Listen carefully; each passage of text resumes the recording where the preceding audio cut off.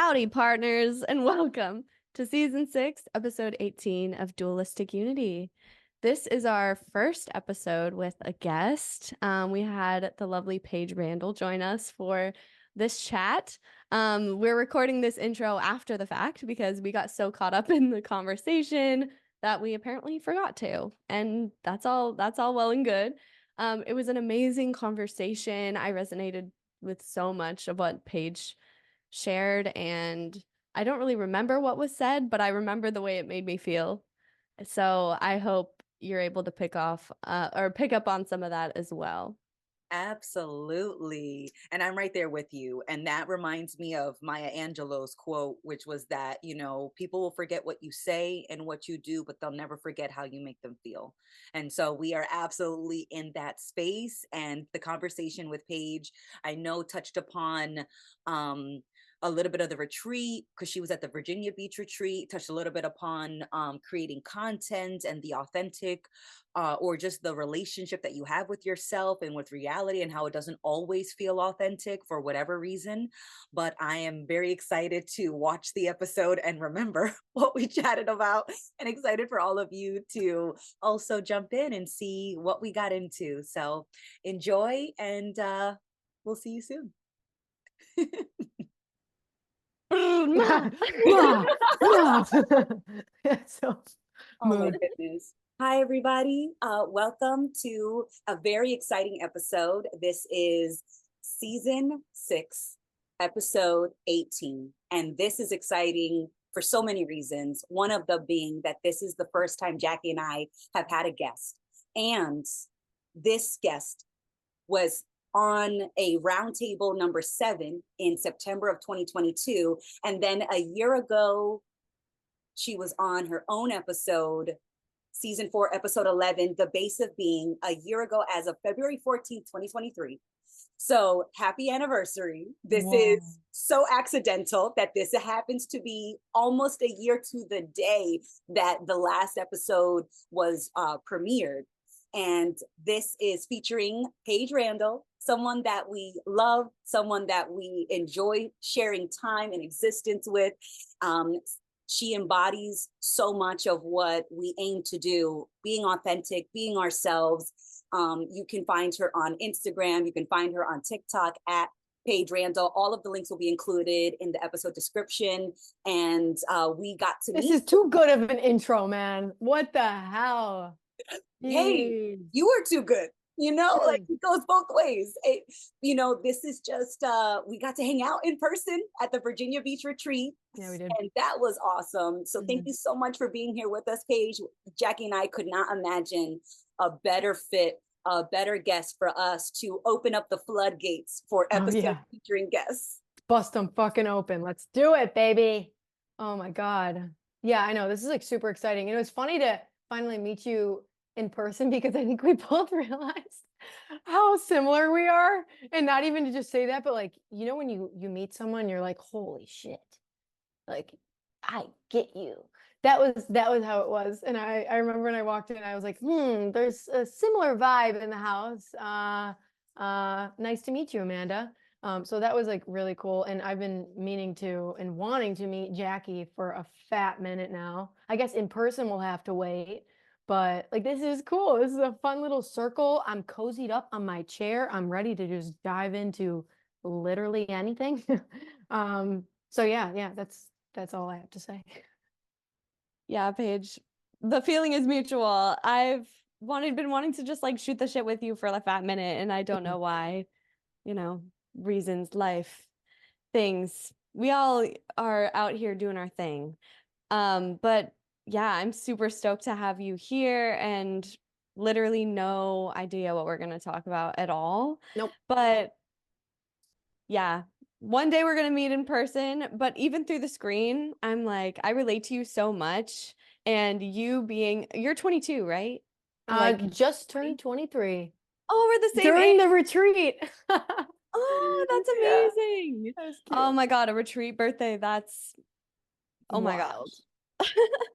That's so fun. But yeah, like us being the same age and like having these conversations and I don't know, just being at a similar point in life. I just relate to so many of the things that you talk about, and just your authenticity and the way you're so unapologetically yourself and so open with expressing that.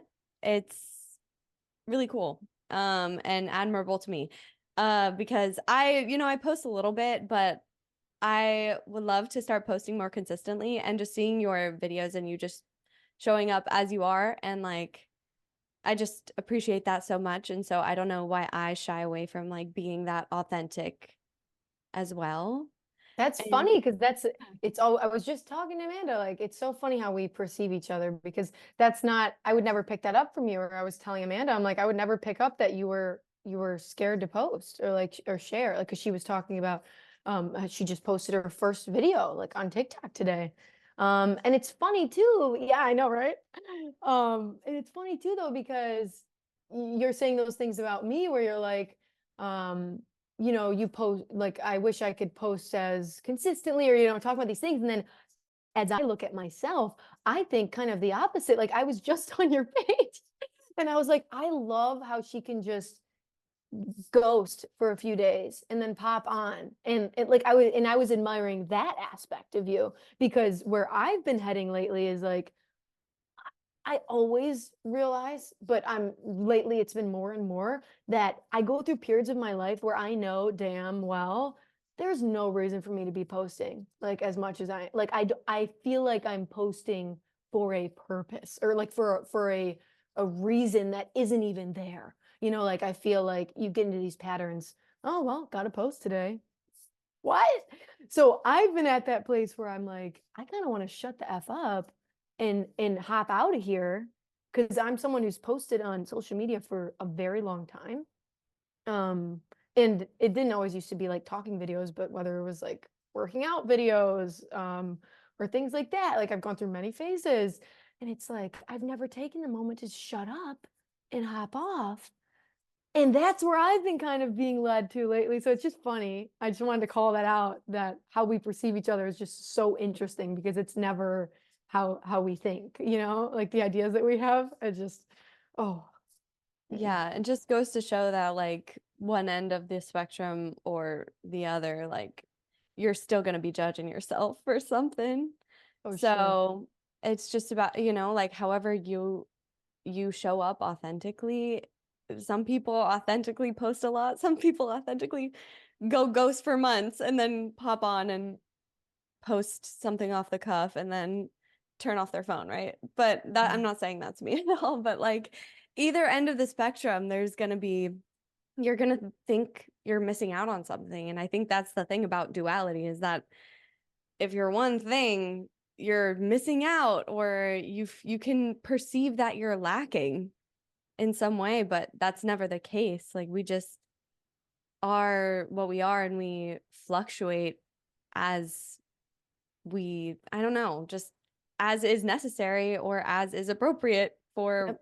whatever it is we're going through in our lives. And yeah, I think just making it about ourselves is what adds the weight. And Amanda, I love that you posted your first video today. I loved your video, by the way, and I thought it was the perfect introduction to being like, I've been hiding. And it resonated a lot with me, because recently, like, I don't know, the last couple weeks, I've just been realizing how much I've been hiding from myself, or like not willing to take responsibility. And so I love just like showing up and saying that with your chest. I've been hiding and I'm not ashamed of it. And like, I'm here now. So I'd love to hear about like your process with posting that, and like what finally made you do it.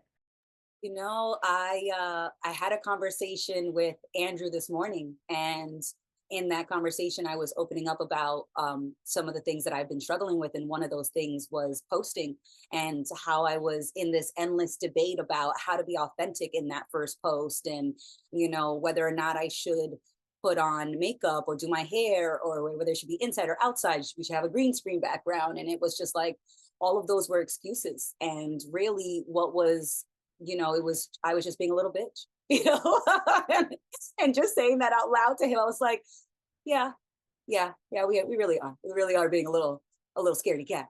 And we don't have to hide that. You know, we can that so it was Andrew's suggestion to be like, well, just that could be your first video.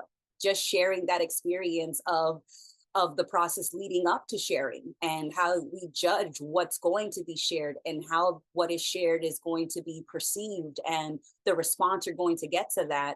And I completely agreed. And so I recorded the video and just press send. There's no editing done to that video. It is straight up record and send. And I didn't even give myself too much time. I was like, I recorded and then I hit send because I was like, oh, we can't take it back now.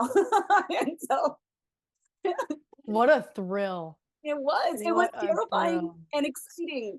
But I did rewatch the episode, Paige, with you, the base of being. And in that episode, the topic of choice comes up. And you were mentioning how there is always a choice. And Ray made us a suggestion about how we are the choice. You know, since you were a guest, you know, what is your perception on choice now? Oh, what a loaded question. You know, it's been a funny year, and I think I talked about that honestly last year, which is just come on. But it's been like another funny year. Every year is funny in its own way, but I think this year, which I think you might have touched on, but for me, it was recognizing choice, but also acknowledging when I was choosing to do something that I knew I probably didn't want to do. Like, this was a year of watching myself go into a freaking hole and knowing that I have the choice to go out, like the door's right there, nothing's chaining me in there, and choosing to like lock myself in there and like be in like a, I don't know, weird, darker place. And where I've come to now, I'm kind of like the groundhog coming out a bit, checking, just checking. And I think I've remembered that like that's that's totally fine and that's okay.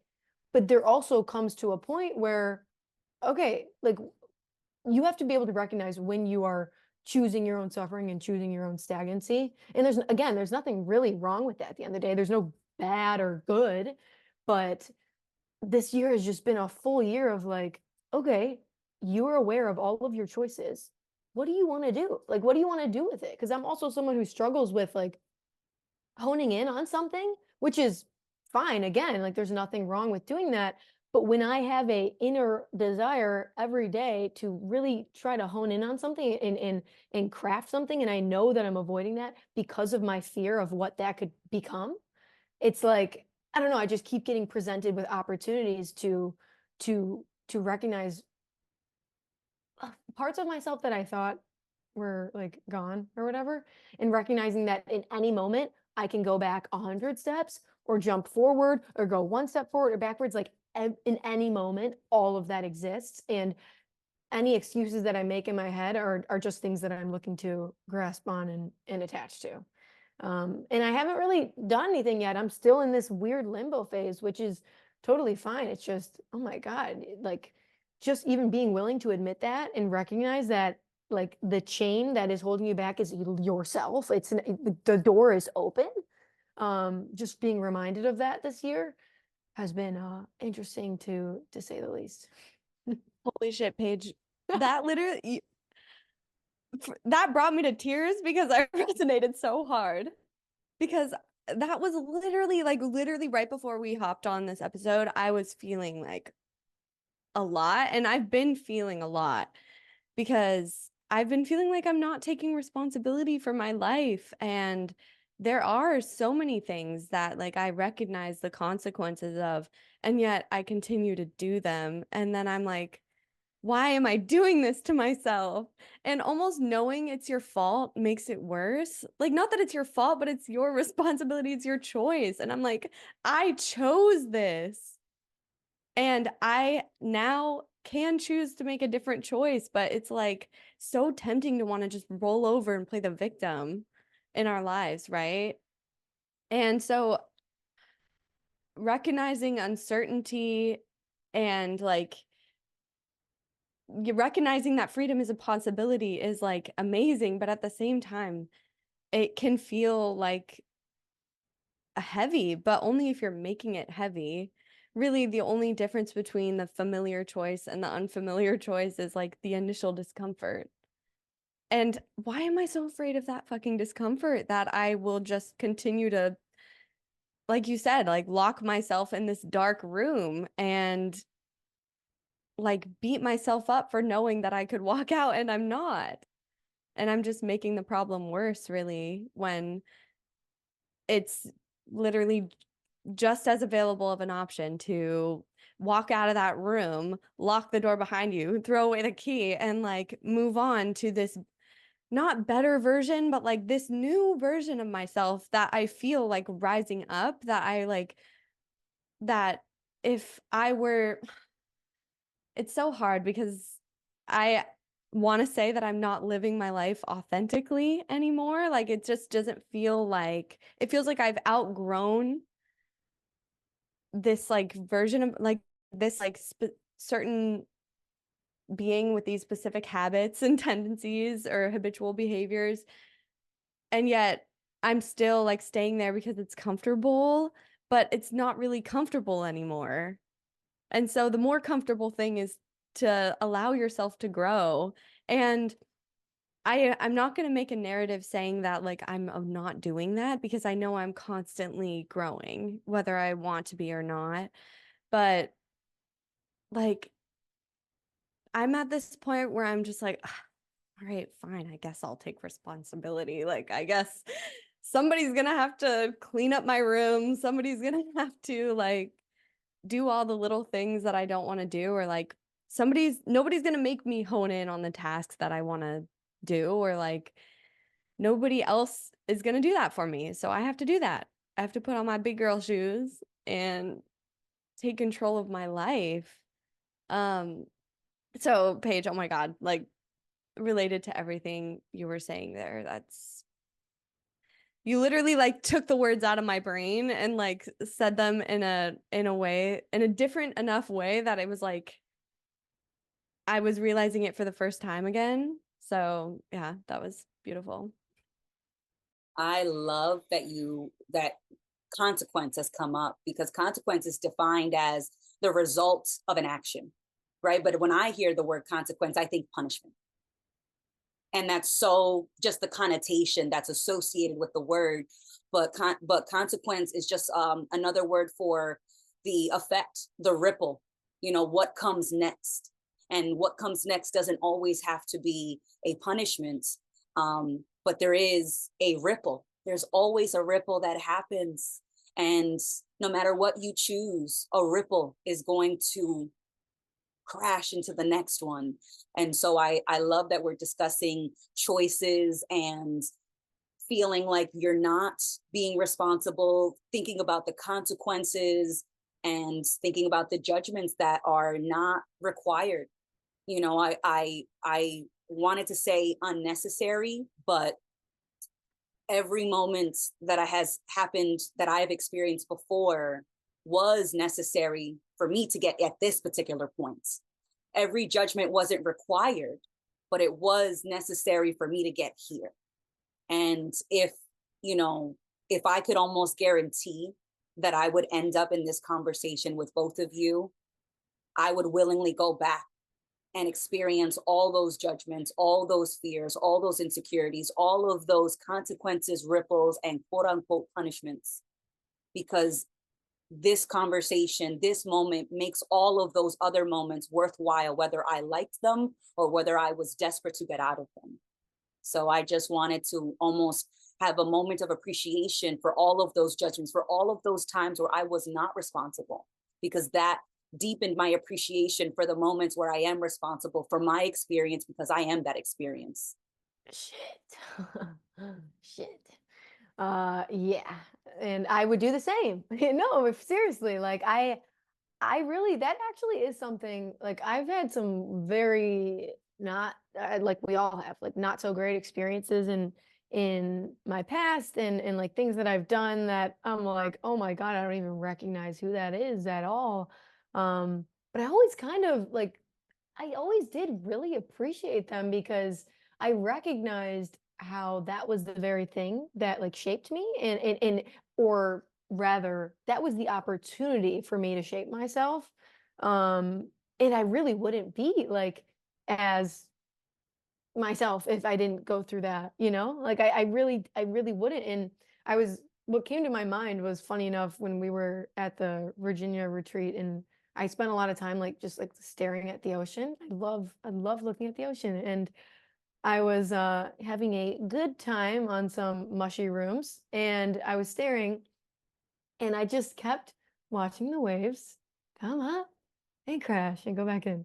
Come up, crash, and go back in over and over and over again. And my mind went to this place where I was like that that is life, you know? Like we're always trying to ride the wave, but like the crash is coming, you know, and there's nothing wrong with that at all. Like that is life. Life is not up. It's up and down. Like, and I don't know why, especially when I was in my super, I guess you could say like super spiritual place, like however you want to define that. Um, something I found to be something I realized was I was trying to get to this place that was like, oh my God, everything is then sunshine. Like everything is great. Everything is peak. Everything is top.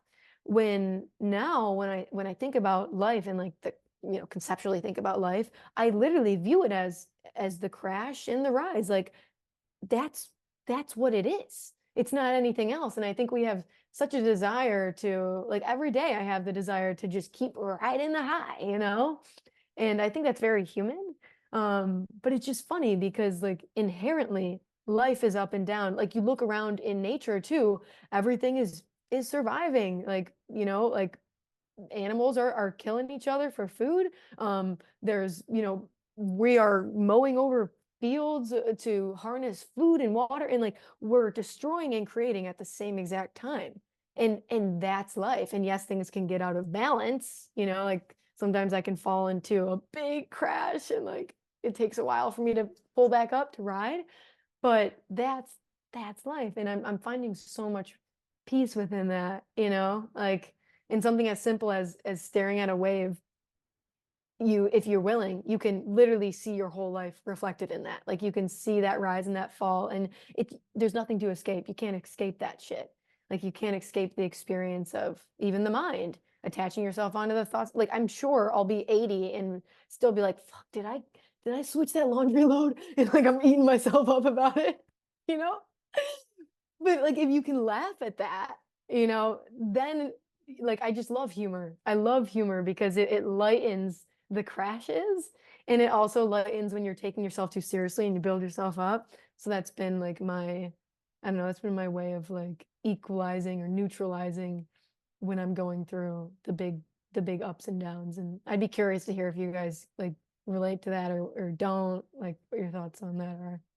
Yeah, everything is cyclical and fluctuating between different spectrums of experience constantly. Every single aspect of our lives, like our emotions in general, like our just state of being, like our career, our relationships, like our confidence, our level of activity, the things, how creative we're being, like all of these things are fluctuating in different time. Like they're not all fluctuating together at the same time. And yeah, like the cycles are happening constantly. I think of, I forget the name of this symbol, but it's like a snake like eating itself. And it's supposed to be a symbol of like, birth, the cycle of birth, death, and then rebirth, and just a symbol of eternity. Oh yeah, the Ouroboros, the weird name, but I think of that symbol a lot, or like the yin yang symbol as well, or like even the symbol of our breath and like the rise and the crest and then the fall and then the bottom. Like it's everywhere. And Yeah, you can have peace when you understand that it's part of a natural process. It's part of reality just unfolding. And this is just the way it does that. Like we are the same thing that's like making the ocean waves or like creating the cycles and nature of the seasons. And like that's constantly something that we're participating in. And we don't know at one point of the cycle really we're in. And attaching to an idea about where you're at in that cycle can almost, that's what creates the suffering.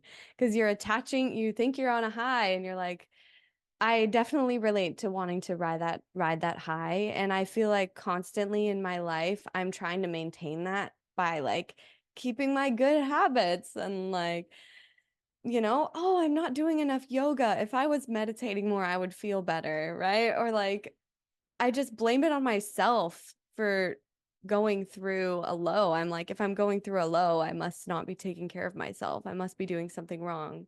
But like maybe it has nothing to do with me at all or, my choices. It's just something I'm going through. And yeah, so I struggle with making peace with that. Or it's even But like, sorry, I had a thought that I want to share. Like you were just saying, like maybe it doesn't mean it's I'm not taking care of myself. And it's like, even if you aren't though, and that can be like a hard thing to be honest with yourself about. It's like that's the reality of that situation. And then through that recognition, I could be like, okay, I could do something about it, or I could not. And it goes back to that concept of responsibility. It's like if you can at least recognize the responsibility that you have and the opportunities that you have, that's all you really need. What you do with it at the end of the day, fuck, it's like that's up to you. But again, there's nothing inherently bad or wrong about that. Because if anything, when you stop taking care of yourself, which I have a ton this past year, it makes me remember why I do take care of myself. Like, and I'm like getting back to that now. I'm like, Paige, yeah, you're gonna be like an old lady very soon if you don't start getting back into physical activity and things like that. Like my boyfriend will joke all the time. He's like, I'm gonna be taking care of you at 40 if you don't get back into like doing these things. Because I've had such extremes of being like a literal bodybuilder, like doing a competition and diving deep into that and then not moving for like a year. So, and now I'm finding balance is my point that I wanted to draw it back to. So it's like, even if you aren't taking care of yourself and you know that you're not, it just reminds you why you do. And then you have a choice to do something about that. Yeah, definitely. It is, I love this discussion about cycles. And I love, Jackie, that you just brought up nature, because the example that came to mind was a tree, and specifically trees in New England that shed their leaves, and how, how heartbreaking it would be if the tree would judge itself when it doesn't have those beautiful green leaves anymore, not realizing that the shedding is how it's nurturing itself, because all of those leaves that fall off of the tree break down and become nutrients for the grass and the roots. And so that shedding is food for growth. But if the tree was always judging itself when it didn't have leaves, then it would be much harder to grow the next cycle of leaves. And it would stunt its own growth, judging its progress. And it's just not, it's not required. It absolutely is. And I definitely resonated with what you were talking about, Paige, and how much, I want to ride the high of positivity. I want to ride the high of self-validation, because this is how I'm holding on to certainty. This is how I'm holding on to identity. But that identity becomes a weight, and I can certainly judge the weight, or I can set it up and do some reps. Yeah, let's do this. Identity isn't this curse to get rid of. It is a tool, but the tool can very easily become a crutch when I think that existence can't happen without the tool. And it's just not the case. But that is a part of it. A part of getting up, a part of the process of getting up is falling down. Like that there's no getting up if you didn't fall down. Like that, I'm so sorry to tell you, like it is a part of that process, you know? So, so it just seems so funny that we judge the falls and we praise the getting up, not realizing that it is all connected. It is all a part of it. And because any experience that is singular has no depth. So if it was all joy, the joy would get very old. If it was all positivity, if it was all wins, the wins, you wouldn't have an appreciation for the win without the loss. And so I love the way that a coach put it for me in high school, which was that, there is winning and learning. There is no losing, because you learn more from your losses. And if you're not able to appreciate that, then your wins will be empty. And then you'll be a sore winner instead of being a sore loser. Oh, something you said there. It was like any event in singularity has no depth, and that's so true. Like, what's the alternative? A neutral experience? Where's the drama? Where's the suspense? Where's the like spice? unseasoned chicken? Yeah, unseasoned bland ass chicken. Yeah, it's good protein. It's healthy. It's healthy. But is it healthy? It's fucking boring if it gives you no joy, right? Is it really healthy for you? Oh my God. Or I think of it like too, like if everything were to be, good all the time or whatever, like you literally wouldn't know that it was good because it's all the same. Or it's like I don't know the word, motion still picture. I don't know what I'm thinking of. I don't know. Yeah, like you wouldn't even know if nothing was changing, like there'd be no movie, bro. You'd just be like It'd just be a this. frame, one Yeah, frame. like one frame. How boring is that?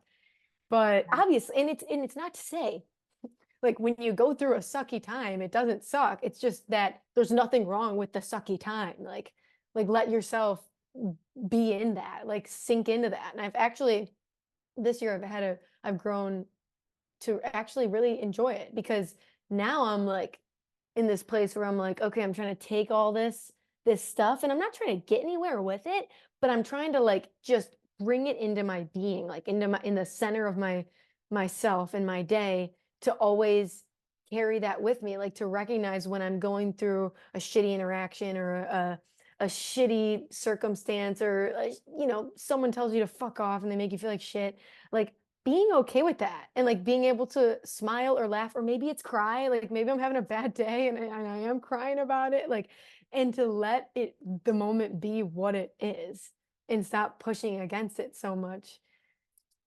Yeah, so a lot easier said than done, but that's what you get from going down low. Like I come out with an appreciation of life every time. Like every time I come out of that dark phase, like, and I know it wouldn't be as enjoyable if I just stayed right in that high, because then I'd be building myself up. I'd be walking around like I'm a big shot, and then I would eventually crash there too. So it's like I'm gonna crash.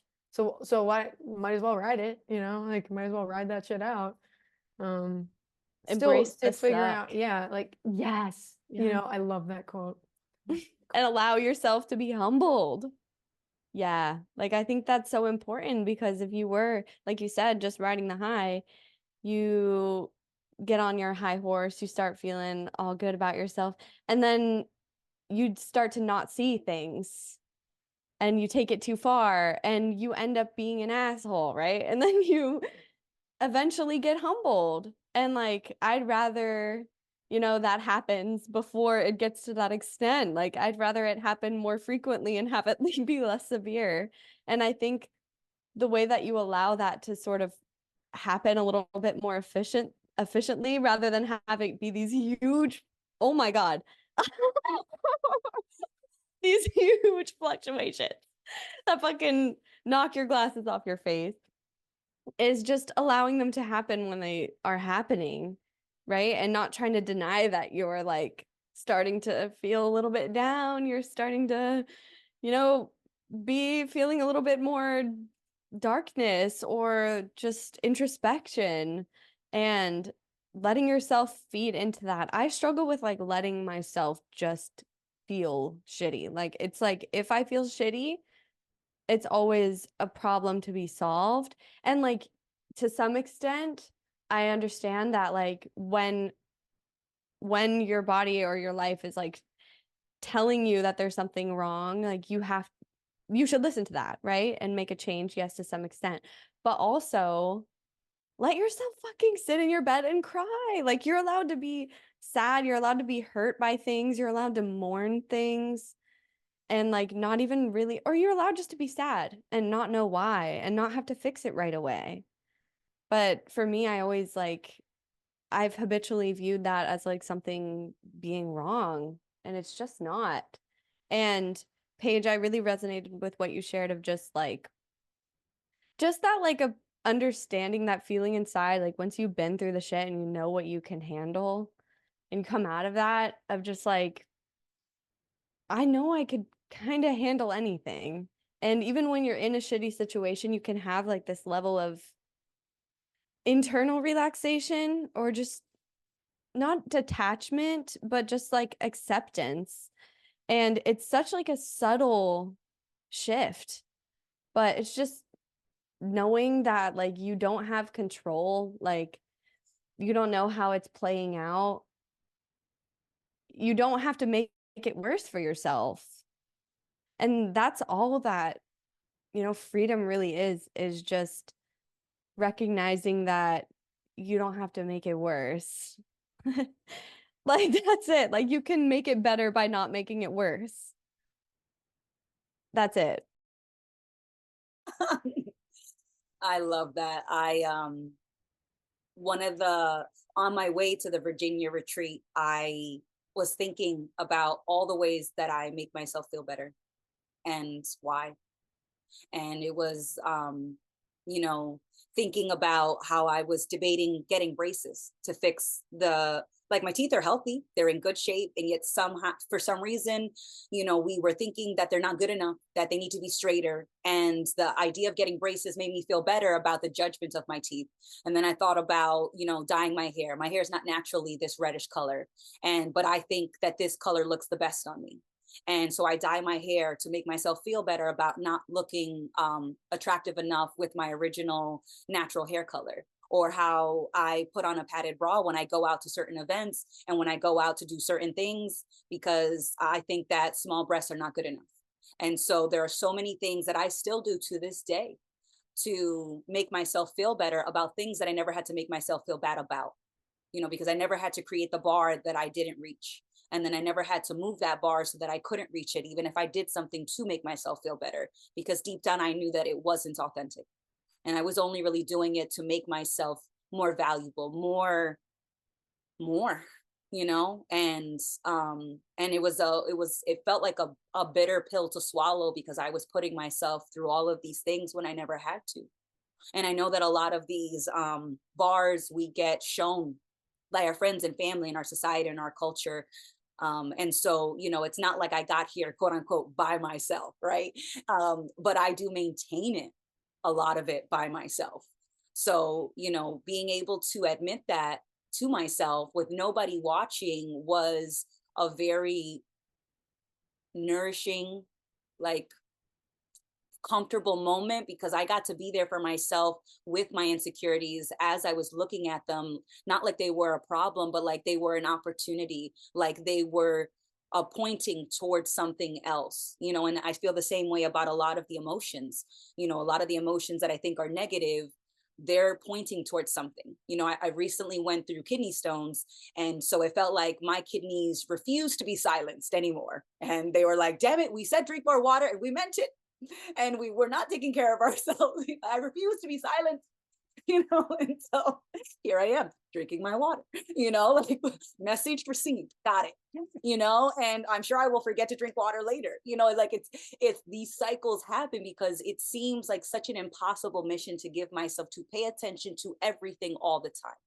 And so that means that there's going to be priorities. There's going to be moments where I prioritize one thing over another. And when I do that for an extended period of time, that has a ripple. And so it feels like just this open, endless ocean of potential and opportunities to just pay attention to what I'm paying attention to. And as I notice a pattern or a trend, I can decide if I want to maintain that, or if I don't really like living out the ripple. And so I loved when I was watching the episode, The Base of Being, and the conversation got to the point where we are our choices. And to some degree that is very true. You know, I choose not to drink water. I am the choice of dehydration. I am those choices. I am that experience. And I love to blame everyone else. And I love to blame the food industry that puts too much salt and sugar in food anyways. And it's like, yeah, but there's always a choice to drink more water. There's always an opportunity to shift where the attention happens to fall. And I love the analogy of our attention is like a spotlight on a stage, and you can move that spotlight anywhere. And if you keep it on one thing for long enough, it you give up the opportunity to see something else. And when you notice that, judgment isn't required. You can just move the spotlight somewhere else. That topic of like tunnel vision is wild. And I think in that episode we were talking about that a decent amount, like that. I think a lot of society, and constantly myself on a day-to-day basis, notice this as well. Like when you are like in every moment you're making choices, right? Like every single second, every single moment you're making choices. But when you choose the same choices over and over, and fucking 10 years go by and you're making the same choices, you think, like, you forget that there is potential still there. Like, because everything now, like, and this is real human shit. Like everything now, your mind is wired. Like I used to be very, I don't know if you guys heard of like Joe Dispenza, but big fan of his. I love how he like tries to take these weird concepts that you can't explain and then bring them into science. Like obviously it can never be 100% correct, but I find it fascinating. And like he always says the nerves that fire together, wire together, the neurons that fire together, wire together. And that can be, you can use that to your advantage. Or you could also not even be aware that, like, at all, that you're stuck in a pattern that just feels comfortable, that you don't even know that possibility is out there. So it's that weird experience of that I think people would then call awakening, which just means you awaken to possibility, you awaken to choice, you awaken to, you know, all things fluidity, and noticing that everything can shift and change in every single moment. And when you do that, though, you kind of are required, like to get through that door, you kind of are required to accept that you are responsible for yourself. Like, and that's why maybe we shy away from it at first. Like, I know when I first started getting into these concepts, I kind of steered towards another box of whether it was astrology or, you know, something else that I could be like, that's why I'm like that. It's not me, it's that, you know? And then you still have that opportunity, go a little further, like, oh, maybe that's a really cool observation tool. Like for sure, I love exploring astrology. I love exploring crystals. I love exploring sound healing. But those, like nothing is, if you still believe that something outside of you is controlling you, you'll never get to experience what it's really like to like rest in that seat of potential, which is an insane and uncomfortable feeling too. Like infinite potential ain't this comfy little cozy corner like, oh my God, I can create whatever I want, you know? Like infinite potential means like anything at any moment can happen. Might be crazy, like might not be perceived as a good thing, you know? Like some crazy shit can happen at any moment. And you can, like you said in the beginning, Amanda, you can create your ripple. But at the end of the day, you can't control the ripple that comes back. It's not like now you're putting too much emphasis on your own singularness, you know? And that's where I get a little sticky with these concepts of manifestation. Like I have no doubt in my mind I could manifest the life of my dreams and manifest money, but that comes at a price. That comes at a price of attaching on to my identity, you know? Because then I got a question, why do I want those tons of dollars? Why do I want basically a super comfortable life? That's what we're trying to get at with manifestation or these concepts. And obviously there's a plethora of ways of looking at all of the concepts I'm describing, but for me, in my own experience, what I've navigated through is realizing a lot of the things I was trying to manifest in my life, I was trying to use those to replace the areas that I felt lack, instead of recognizing that I'm not lacking anything other than what I'm trying to convince myself I'm lacking of. And maybe when you do that, things will flood in, but you're not trying to control it. You're not trying to craft like the perfect life anymore. You realize your life is perfect, and then whatever flows in and out of that, it just is what it is. And that's what I'm kind of stumbling upon now. Like, I don't have a vision that I want my life to be like. I have ideas and things that make me excited, but that's fucking it. Like, that's it. I have no idea. And that's uncomfortable, but also exciting. It is what it is. And that shit is just so deep. And that hit me this morning during our Patreon call as well, too. I was like, man, it is what it is. And I like that you made the distinction between control and like participation. Like, we are responsible, I guess, for our ripple, the way we show up, the way we talk, the way we carry ourselves, just the way we interact with people. But like, besides the initial intention, like the way that's perceived, the way that's reflected back at us, none of that is within our control. And I feel you. I was into the whole manifestation thing for a bit, and I would like, script all these about my perfect day and my perfect life with my perfect job and my perfect apartment. And like, I was like, wow, I can make the universe work for me. And of course, like, that would never be, not saying that I couldn't achieve those specific circumstances in my life, because I mean, I wasn't dreaming anything too crazy. And yeah, maybe I could achieve those circumstances, but like, is it really that I want? Like, so when I get there, what am I going to feel? Like, I'm just going to feel good all the time? Is that really realistic? Like, in what world? And if I felt good all the time, kind of going back to that conversation we had earlier, everything would be lifeless. Everything would be cold and gray. And that's kind of off topic, but that's why I was always afraid of going to heaven, because I was raised Catholic, but I was afraid of going to heaven because I was like, an eternity of only good things. Like, even then, like, that scared me, just the fact that of existing forever in like a stagnant, whatever, happy place. Um, Kind of lost my train of thought there, but yeah, just the difference between control and responsibility, because you can have both at the same time. Like, it's not that there's no influence. You definitely do have influence. We're interconnected part of this. Like, we are just as much reality as everything else.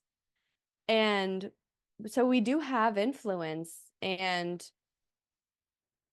that isn't to be completely taken for granted, because I, earlier in my process of awakening, I guess we could call it, like, I sort of leaned into the lack of control a little too much, and I used that as like an excuse, or like an escape mechanism, because no matter what was going on in my life, I could be like, oh, well, I don't have control, so like, I guess I can avoid responsibility because I don't really know how it's going to turn out. But I've realized, because my feet are still on the ground and my actions do have consequences, and they've been coming back at me, and I've been consistently getting the same feeling, the same responses over and over, banging my head against that wall, and still I'm like avoiding taking responsibility. And that's also a narrative too, that I'm avoiding it. I take responsibility sometimes, other times I don't.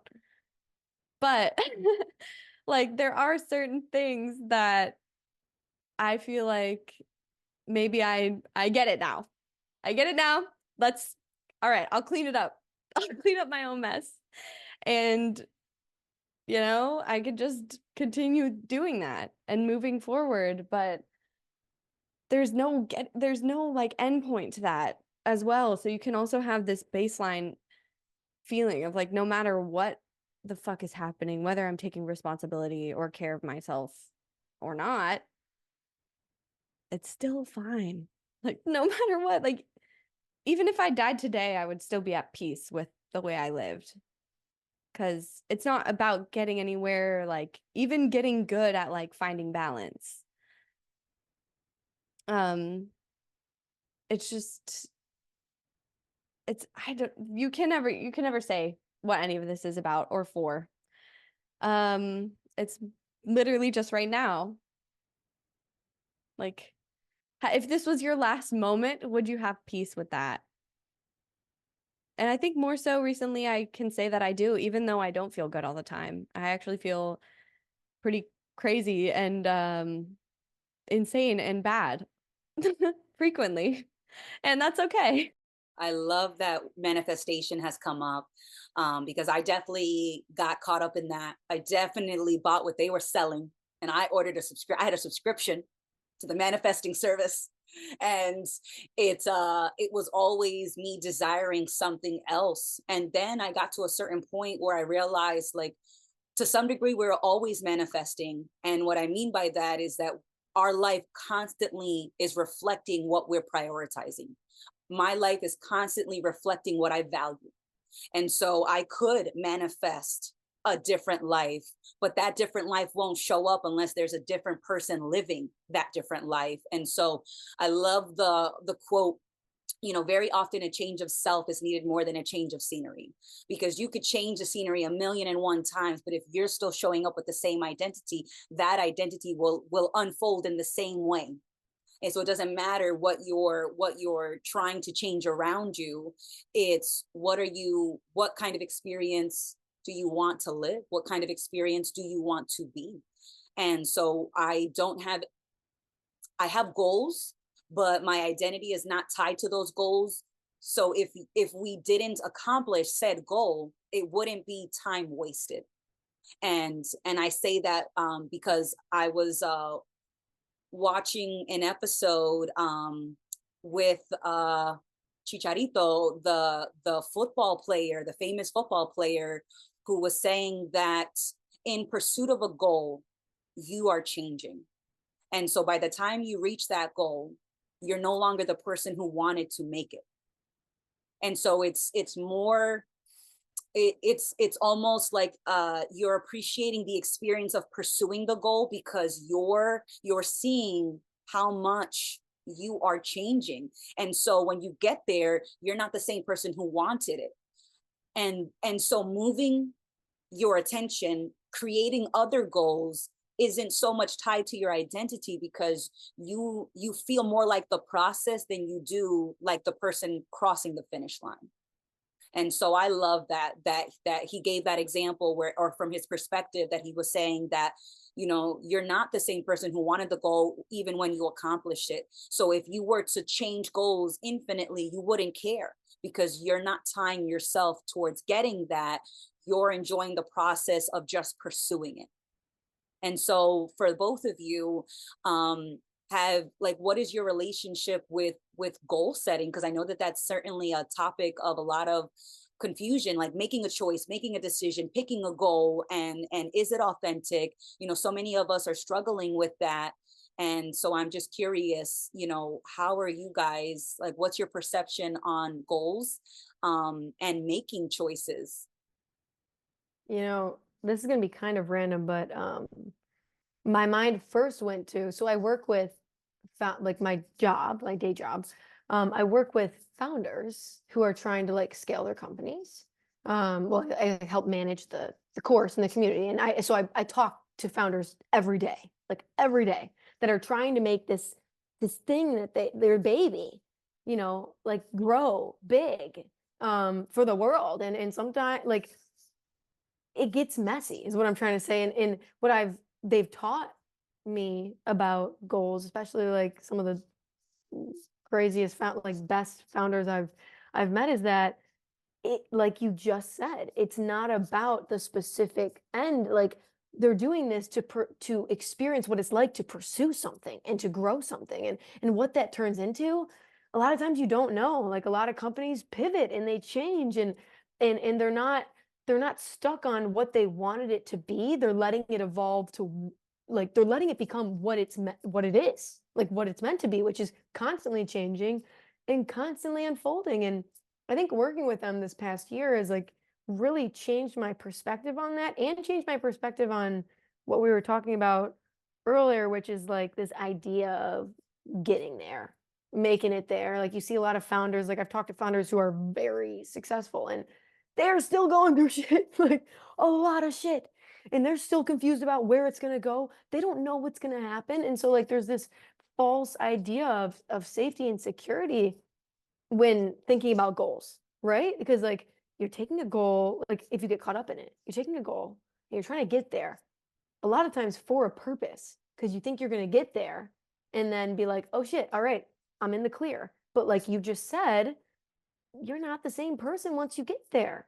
So it's like, for me, I think what I'm trying to allow myself to get to is I have so many things that I want to pursue, and I'm not allowing myself to do that out of the fear of really singling in on something and going after it. Like even I really enjoy, if you can't tell, I really enjoy speaking. Just a little. And I enjoy, like, in the past, I've done quite a few in-person guided meditations and things like that. Like I love being in a room with people and giving them a path to possibly relax deeper into themselves. And so something I started doing was recording guided meditations, and that was a lot of fun. And then I like stopped. Like this is recent. This is like a few weeks ago. And I'm acting like I'm trying to figure out why, as if I don't already know why. Like, because for some reason my mind is like, oh, like this should be growing into something fast, or oh, it should be easy when you sit down to think of a meditation idea. Like all of this should be smooth sailing, or I'm not accepting the fact that none of this is about to be smooth sailing, and I just frankly can't deal with that. But who can't? Like, because I can. The idea can't because it's trying to get somewhere. But me, in like my innermost being, just wants to experience. Like I just want to experience what it's like to craft a guided meditation. And I think coming back to that for me, like have the goal, have the idea, don't get attached to it, and allow yourself to experience what it's like to continuously show up each week and work on something without getting attached to the goal. Like I think that's actually really cool and really beautiful. And I think I'm also very scared of that. So I think just coming to terms with that, of like how scared I am of showing up week after week and building something and growing something, is where I'm at, like right now, currently. And I think I'm gonna go record a guided meditation after this. And I'm partially saying that to hold myself accountable. But that's literally where I'm at with goals. Like they're very interesting. They're very interesting. Fuck yeah, Paige. Can't wait. I really got to check out your meditations as well. But I related to a lot of what you said, and yeah, just right now I don't like have a list of goals. There are things like, you know, with yoga, I want to start putting shit out there and start actually teaching a bunch. And I just got my certification like in December. Yeah, so I've started doing a little bit, but it's yeah, like the idea of how big that could be, or like, you know, I just make it into something that's so big and unattainable in my head, because I'm like, oh yeah, like maybe I can start posting like yoga videos on YouTube. And then all of a sudden it's like I'm thinking about like how I'm going to create this whole brand and like what the vibe of my videos I want it to be. Like I'm trying to control everything before I actually even do it. Like I'm trying to control, because like you said, it's narrowing down on something is scary because I don't want to put it out there then to be judged, or like once it's something, then I can judge it. Like once it's, or it could be judged by other people, or yeah, just I run the risk that I'm not going to be happy with it. but that's never what it's about, because it's not about the product.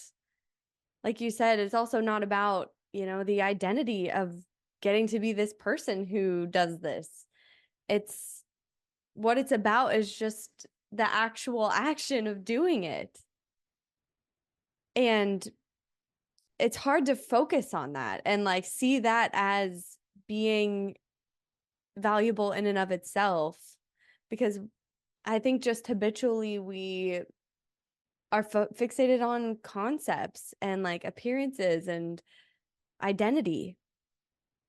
But we know that identity really doesn't mean jack. Like, even if you are a CEO, but you're not enjoying if you're not appreciating each and every moment of your day, right? Or like really soaking it in, and you can convince yourself that nothing is worthwhile and you will be completely unsatisfied. So it's not about the label, or it's not about the specific goal. I love that. I love the idea of changing in the process, because that's something I experienced during my yoga teacher training specifically. Like, that was just like a small example of like, I went into it for certain reasons and wanting to teach, but the experience of going through it and like being in the community with all of the people that were doing the training with me and having those new experiences in my body as well, like changed me and led me to perspectives that I didn't anticipate when I went into it. And like, I'm not the teacher that I set out to be, and that's a good thing. Like, I honestly think I'm like, it's better because I allowed it to unfold. Usually, like, when we allow things to unfold without trying to judge them or, curate them in a specific way, they can turn out better than we've ever expected. And I'm kind of hopping around a lot here, but like, even with social media, I guess you could say a goal of mine is building my social media. But I've experienced that even just with the process of making the videos that I've already done. Like, it's uncomfortable as fuck to post a video, because once you posted it, it's out there, you can't change it.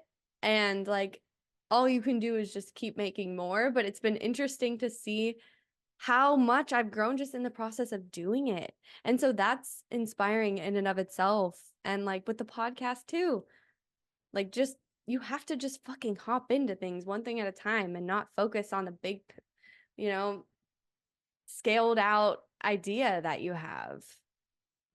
Because for me, that's the issue with setting a goal, is that I'm fixating on the end point rather than being like, oh, I want to start doing this more or moving in this direction. I think for me, that's more helpful, because I can never predict, how achieving something is going to influence my life, or, how I might change my mind and not even want to do that thing, right? And pivot. And I think it's okay to have more short-term goals. I think that's usually more helpful, or like a general direction rather than like this big thing. Because then for me, I just like freak out and it seems so unapproachable. And Paige, like you said, the idea of me, like little old me, I'm gonna do that. Like, I know I'm infinite and I can I can do anything. But, Jackie gets a little freaked out when the idea of like her dreams coming true is like brought on the table. So yeah, being a human is so silly. Mm-hmm. I love it. We are galactic bunnies hopping all over potential. Hop, hop. I love it. And I love what you just said, Jackie. Chef's kiss, man. It's like, don't pick a goal, pick a direction. Because you can change directions at any point. And the goal is just this hard line in the sand that you think you have to cross. And it's like, just pursue what you're interested in. Just go in the direction of what you're curious about, and not needing to prove anything or become anything, just being for the sake of being that experience. It's very it's delightful, it's frustrating, it is everything. And it's so funny, I used to think that I had to be on one end of the spectrum, and very rarely did I feel two opposing feelings, like feeling happy and feeling nervous. Like usually I would zoom in on one emotion and I would think that that's all that's being felt, that that's all that's existing. And everything is always on the table. And even when I zoom in so closely that all I can see is one thought, one goal, one emotion, it doesn't discount that everything else is still on the menu. It doesn't eliminate options. And so I love that at any point you can change directions and it means nothing about you. And it means nothing about the experience. And it's not that it's inauthentic. And I think even for moments where I am like knowingly pretending, that is authentic pretending. You know? So like, we are technically always authentic, even when we are pretending, because, that is a part of it all. I'm at a loss for words. I got nothing. I just feel good. I just feel like I think I just love these conversations, and I think they're so important because I don't know, it's just you look around everywhere these days and it's so clear that we're all trying to be something. Like you go on social media and like I remember too, like if you go on my TikTok, you might be like, "Oh my God, she built like a decent follow." I don't know. I'm assuming what people might think if they click on my profile. And for me, it's like I don't feel that at all. My mind every day will be like, "Oh my God, like your posts aren't doing that well. Is there something wrong with you? Like are you not speaking like all of these things that my idea of myself and my identity want to assume and go. So I kind of like laughed a little, Jackie, when you were like, because it's a real goal. Like I had that goal of wanting to build a social, but now I'm realizing and go do it. Go do that shit. But now someone who's like, I guess you could kind of say built one, I'm like, oh my God, I want to rip that shit down. Because now like at least for where I'm at right now, who knows where I'll be at. But for me, I'm like, it also gives you another way of what Andrew posted a video yesterday talking about the same thing of like your mind will constantly try to throw at you then like if you do build a following or whatever and then people seem to disappear like something's wrong, when it's like of course you're changing every day, like if you're authentically being yourself, not everyone is going to resonate. And you're not supposed to, like, the point of posting isn't to get traction or to like scale something. Again, back to that thought. So for me, that's what looping it back to the beginning of this conversation and talking about social media, like for me, it's like I kind of want to fuck off so I can get over this part of myself that thinks there's something wrong with me if I'm not posting every day or if I'm changing or if who knows if I am the person that posts. Who is that? I don't know. So like going back to all of these things, whereas like Amanda, you just posted your first video today, and Jackie, you've been posting videos for like, I don't know, I think the past year, I don't know. All I'm saying is like it's never going to be what we think it is. Ever. I remember being like, oh my God, when I hit 10K, hit 10K. Oh my God, when I hit 20K, hit 20K. Oh my God, when I hit all bullshit. It doesn't matter. So if you're ever gonna post something and you record something and you hit send, do it because you're fucking laughing when you're looking at it, or do it because you freaking like that shit. And then when you go on it and you look at that video, you don't give a damn how many likes it got, how much reach it got, whatever, because you look at that shit and you feel the same because you did it for you. You didn't do it for anyone else. I feel like a motivational talker right now. But it's so true and it's so important, just as someone who is going through it currently.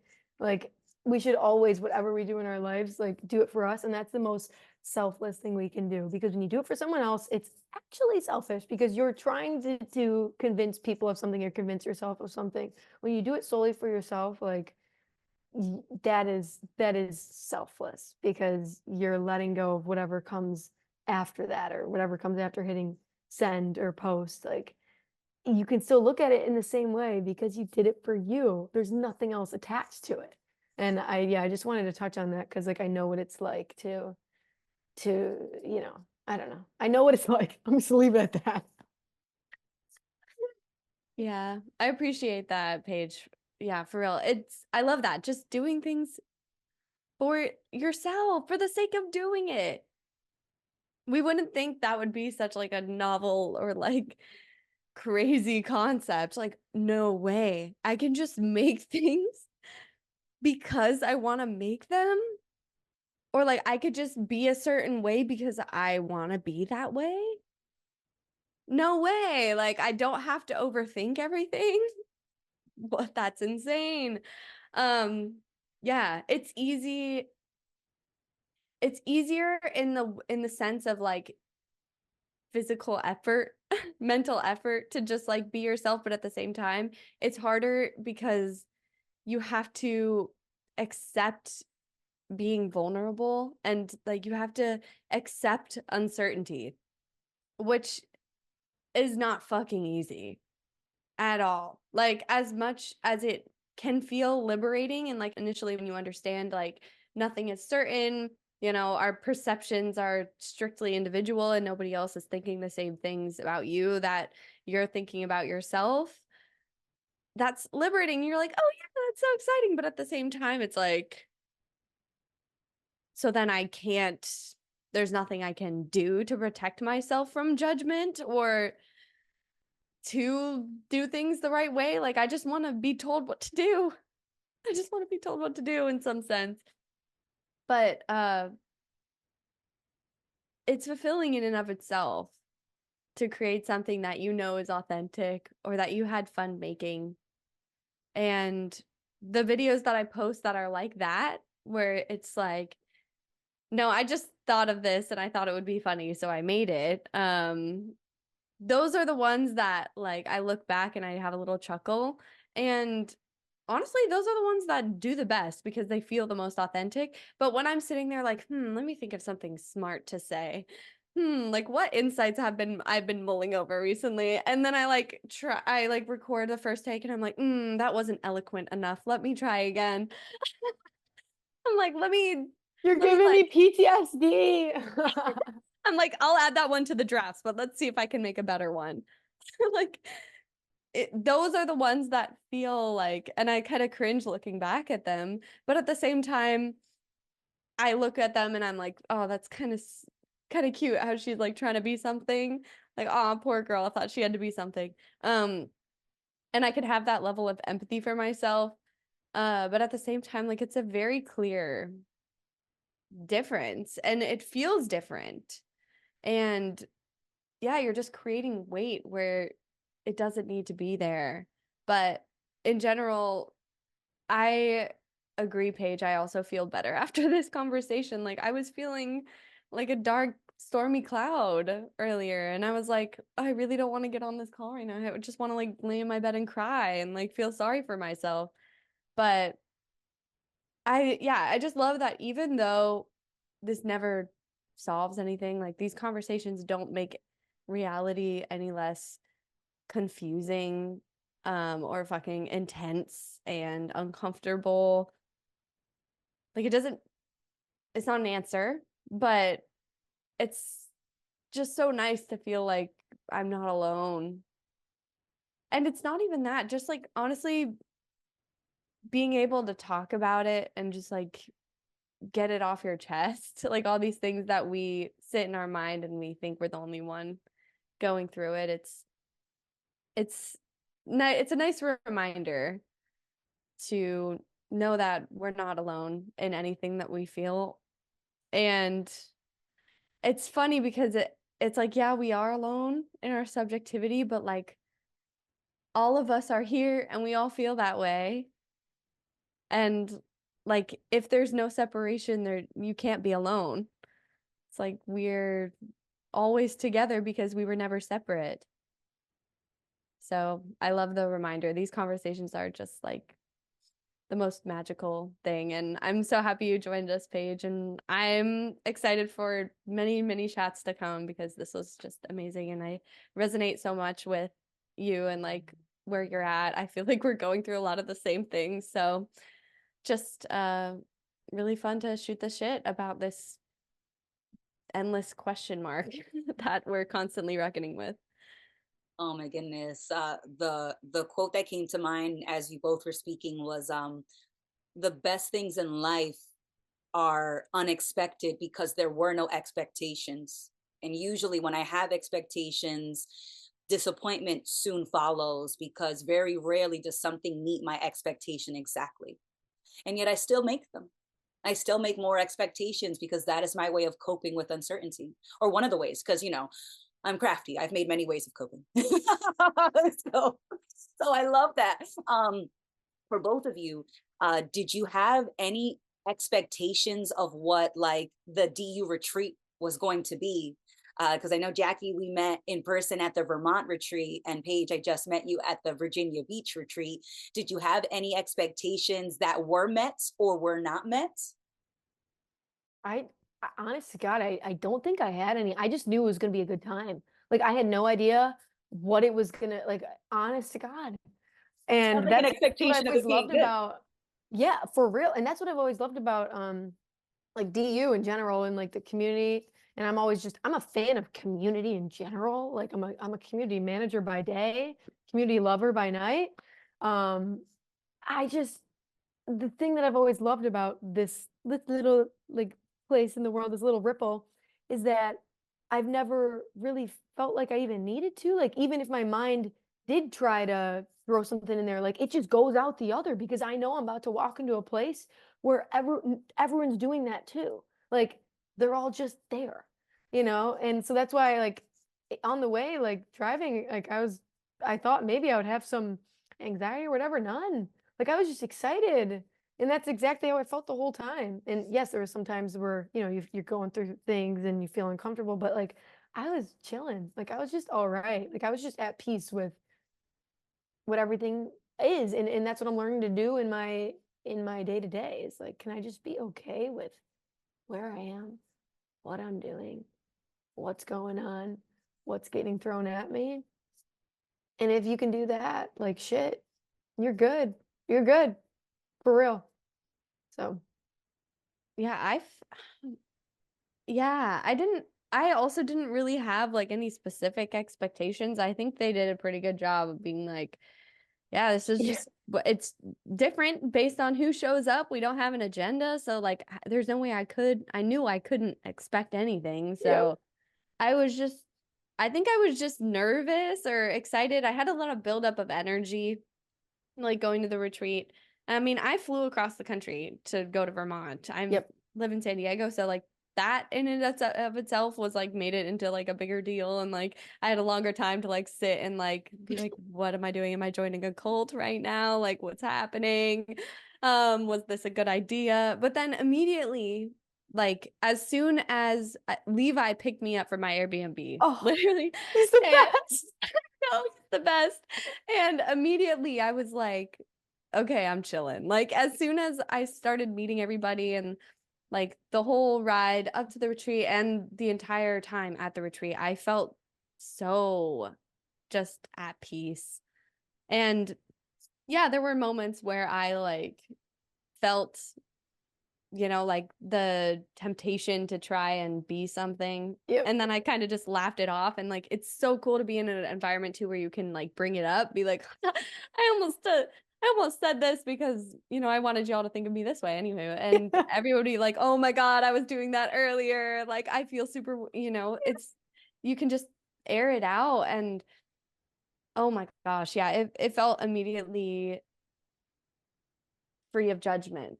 And so I was able to kind of lead into that as well and just let myself be. But yeah, I think in general, in terms of expectation these days, like my mind is going to come up with some sort of narrative, Yep. but I know it's bullshit and I don't like continue to think about it. I don't like continue to like invest in like the hypothetical narrative I'm creating in my mind about any given situation. It's more like, Yeah, I don't really know what's gonna happen, but I know I'll show up and I'll figure it out then. Yeah, that I love that. I personally did have an expectation for the first retreat, which was a little bit longer. So you both went to mini retreats, and my first retreat was the 9-day retreat in Vancouver Island, and it had been about a decade since I tripped last, and so I was hella scared of tripping. I was like, what's going to come to the surface? I have no idea. I have no idea. Oh my God, is it going to be daddy issues? Those could come up. They're a frequent visitor. Is it going to be, we're not doing well off in our career? Is it going to be, I'm looking for answers? Is it going to be that I am like looking for someone to solve me? Am I trying to solve me? Are we answering any questions? I don't know. That seems like a pretty good question, So I absolutely had an expectation that like something was going to bubble up to the surface, and it did. I had quite the experience on the second to last night, and I got to walk into the hell of my mind.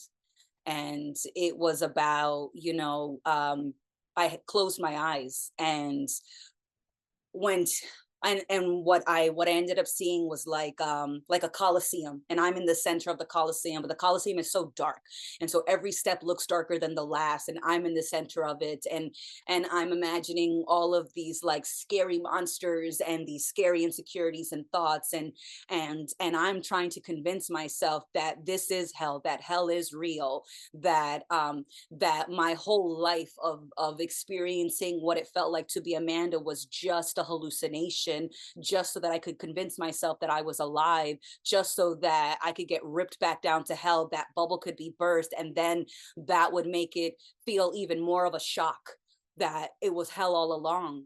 And technically it was hell all along, because I made it into a hell.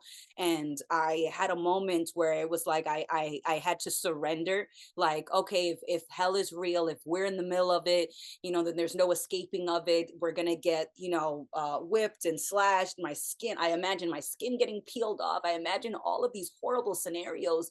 And I screamed the most primal scream of my life. And I can remember that scream. It penetrated through the walls. It woke up people that were on the second floor as I was outside, as I screamed. I screamed like there was no hope.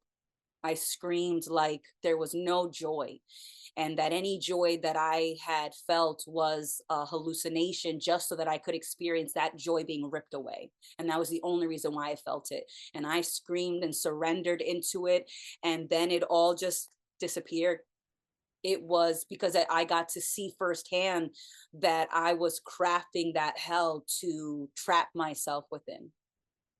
And it definitely led to a lot more of exploring the experience that I was both in and creating. And so the next day when I woke up, it felt like I had got dropped into heaven.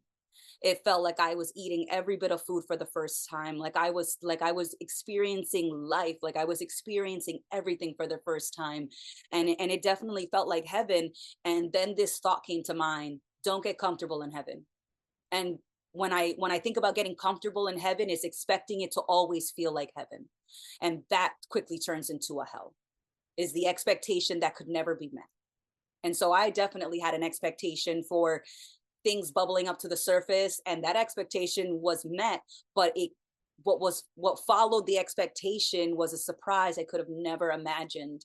And so I am glad that I had an expectation, and I'm so glad that I got to see behind the curtain of expectations into a potential that could become a living heaven or a living hell again, and that I was the experience as much as I created it.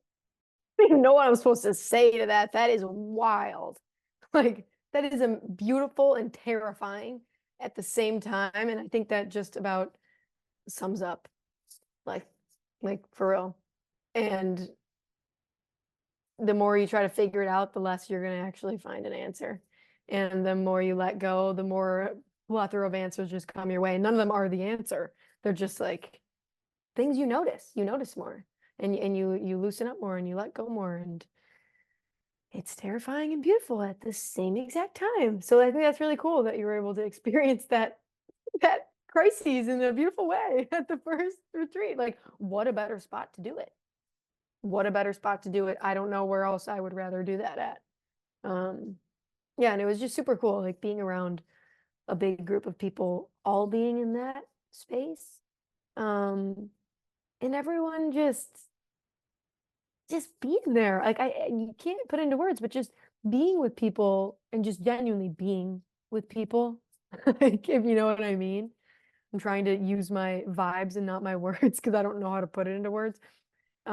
Is a beautiful thing, and I think it's very human and natural, and that's what life probably was before we had so much time to build up our idea of ourselves. But yeah, I just thank you guys so much for this conversation. Like, if you can tell on my face, I'm feeling great right now. I'm gonna go freaking smoke and watch the sunset and just think about how amazing this conversation was. And Jackie, I need to get your number and we need to get a little group chat or something going because this was so much fun. And I am honored. I am honored that I could be the first guest for this shit. Like, and I'm so excited for the people that you're about to bring on. Like, this is just exciting, and I'm so happy there's people like you in the world doing this right now. To be honest. So thank you. Thank you. Oh, you sent it? Thank you. Namaste. Yeah, I didn't even look at the time though. Like, I looked up, I'm like, holy shit. Because I actually do kind of have to go in a second, but like, isn't that crazy how time flies? Yeah, Like, it really does fly when you're just allowing yourself to be, or it's like time just ceases to be relevant. yeah. And Oh, yeah. Uh-huh. concepts aren't actually relevant or important either. And yeah, I love how you talked about the retreat, just the it feels good to be, just be. Just allow yourself to be, and like you can create that environment wherever you go at the same time. Like, it's nice to Everywhere. experience it at the retreat, but you can carry that sense of like ease with you at any point as you just, yeah, just like, and you can be that person for somebody else too, of like, you know, other people might expect shit of you, but I don't. And like, I see you and I'm here with you, and I'm like not trying to figure you out, and I'm not trying to make you be anything other than what you are. So yeah, it's amazing to have conversations like this. And yeah, I think this is a great point to wrap up the episode. Yeah, thank you both. I feel amazing as well, and more chats to come, and hopefully we can all hang out at a retreat sometime soon, or just outside of retreat, just Yeah, we anytime. can whatever. We'll figure it Amanda's out. she's scheming something up, so Something. let me know. I do love Actually, yeah, that would be cool because like I am gonna be I'm moving to Austin in June, and Sophie and Daisy are there. But we don't have to meet up at Austin though. I'm glad to go to San Diego. All right, like whatever you guys want to do. But that's like, I don't know, I'm so excited.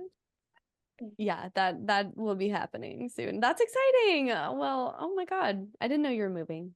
I That's know. amazing though. Shout out Sophie and Daisy if you guys are Oh watching. my God. Check out Life Unpotted, and For also real. check out Paige on Or TikTok, don't. It's your Instagram, choice. or don't. Yeah, you don't have to, but like I like watching her videos. Also, check out the guided meditations, and she will be posting another one shortly. Right, Later this Paige? evening. Later this evening. But I will say I'm not going to force myself to think of an idea. But because that's another thing. Oh my God, we could go on with this conversation. Fuck off. Scene. No. Yep. Time to cut it off. We could talk forever, Oh, but yeah. we shall. Like, let's go on a FaceTime soon. Like, I'm down. Like, I love you guys. whenever. Oh my goodness. Thank you both for helping to co-create such an amazing conversation. I know I definitely feel lighter or stronger or both. You know, we definitely did some reps, guys. I am so happy that you both exist, and I look forward to seeing the tsunamis of change that you are creating and the ripples and all of it, everything in between. Thank you everybody for joining us. We are so excited to have on more amazing guests like Paige, and we recommend you check it out if you're interested in exploring the adventures of Paige. And don't forget to check out Being Yoga with Jackie and because she talks about not making yoga content like she's not making yoga content already. And I'm just saying, you know, but you know, enough of that. I love you both. I love you guys. Thank you so much, everybody, for being here, and look forward to seeing you again soon. Bye. Bye, everyone. Bye.